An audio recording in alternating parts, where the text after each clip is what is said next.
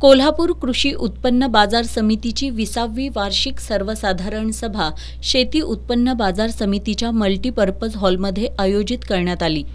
या सभेत सुरुवातीला बाजार समितीचे सचिव जयंत पाटील यांनी अहवाल वाचन केलं। आंतरराष्ट्रीय नेमबाज स्वप्नील कुसाळे यांना कांस्य पदक पटकावल्याबद्दल स्वप्नीलच्या आईवडिलांचा बाजार समितीच्या वतीनं सत्कार करण्यात आला।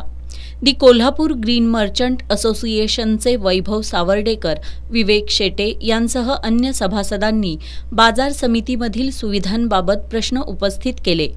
या प्रश्नांना उत्तर देताना बाजार समितीचे सभापती ॲडव्होकेट प्रकाश देसाई यांनी विविध सहकारी संस्थांच्या प्रतिनिधींनी उपस्थित केलेल्या सूचनांबाबत संचालक मंडळ सकारात्मक निर्णय घेईल अशी ग्वाही दिली। आडते व्यापारी शेतकरी यांच्या प्रयत्नातून 2023-24 या सालात बाजार समितीला 18,36,00,000 रुपये उत्पन्न प्राप्त झालं, तर 14,57,00,000 उत्पन्न खर्च झालं, म्हणजे 4,29,36,000 इतकं वाढीव उत्पन्न मिळाल्याचं सभापतींनी सांगितलं।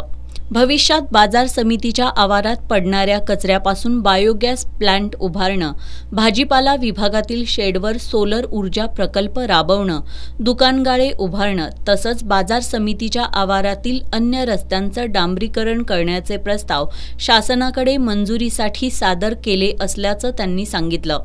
या वार्षिक सभेला उपसभापती सोनाली पाटील यांच्यासह अडते व्यापारी आणि शेतकरी उपस्थित होते।